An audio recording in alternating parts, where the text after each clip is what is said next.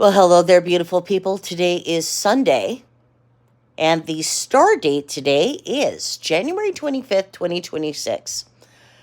Um, Today I want to give you a little story time. I want to tell you about the time I had a falling out with a very popular modeling group here in Portland. The people, the two people that were heading that group were very problematic. The man was very much a mansplainer, and the girl who was his girlfriend was very complicit in his mansplaining. So when we have problems with stalkers online, we were told, "Oh, boys are going to be boys. They're not going to do this. Blah blah blah." But it was a whole fucking mess. Um, these guys would say something along the lines of, "Oh, I'd like to take her out on a date," and then they would respond with um, kissy emojis, and sometimes they would say things online like, "Oh, something can be arranged."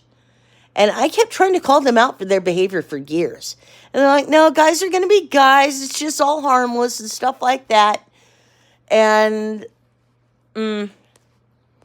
it wasn't all harmless until I started getting stalked online by a proud boy who started liking all of my pictures.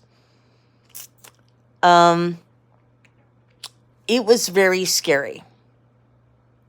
I ended up blocking this SOB because I'm sorry, I don't want to be softcore porn for proud boys. That's gross. And so the final straw was with these two was in 2017. Not only was their behavior problematic, not only were they saying boys will be boys, but they were calling the victims of a friend of theirs liars. 5 people had come forward about allegations of sexual assault, all with the same story. And you know what? Instead of believing the victims, you know what they did? They started mocking the victims online. And then 6 months later, they turn around and do this to another place because they didn't like the owner, because the owner did not bend over backwards for them. These two are very destructive. When I called them out on their bullshit, it was around the time of the calendar. And as retaliation, they kicked me out of the group and they removed me from the calendar because I called them out on their bullshit.